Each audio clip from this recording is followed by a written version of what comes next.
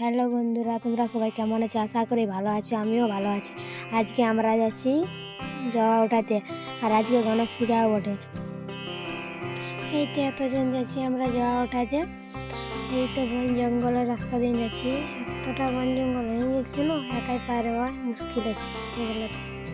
যাতে যেতে দেখলি এখানের ভিউটা অনেক সুন্দর লাগছে, তাই এখানে একটা ছোট্ট ভিডিও ক্লিপ নিয়ে নিলি।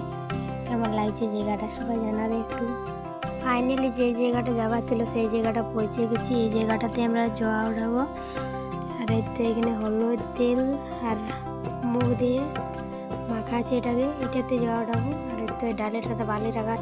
তারপরে হয়ে গেল মাখা হয়ে যাওয়ার পর এবারে বুনছে। বুনা হয়ে গেলেই আমরা ঘর যাব। তারপরে বুনা হয়ে গেছে, এরপরে এতে আমরা বেড়ায় বেড়ায় ঘর যাবো, নটিন বেড়াবো। চলো তাহলে পুরো ভিডিওটা দেখতে থাকো। তারপরে মাথাটা করে ওঠায় ডালিটাকে নিয়ে ঘর চলে আসবো। তারপরে চলে এসেছিলি গণেশ ঠাকুর দেখার জন্য। চলো তোমাদেরকে ভিতরটা দেখাচ্ছি। এই তো এবারে ভিতরে চলে এসেছি। এই দেখো গণপতি বাপ্পাকে সবাই। আর এই ভিডিওটা বড় বিসর্জনের দিন আমি চুমার চলে গেছিলাম, আমি আমার বোন।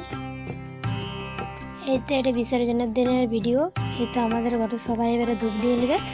তারপরে পুরা কুলিটা ঘুরায় আনে পরে আমাদের সামনে একটা বাঁধ আছে, ওই বাঁধটাতে বিসর্জন করবে। আর এই যে দেখছো এটা বক্সের গাড়ি। তারপরে চলো সবাই ডান্স দেখতে থাকো। আর এখানে আমি ব্লগ ভিডিওটা শেষ করছি। কেমন লাগলো সবাই জানাবে। আর খুব জলদি আসছে করম পরবের ডান্সের ভিডিও, ব্লগ সমান ভিডিও দুটাই আসবে।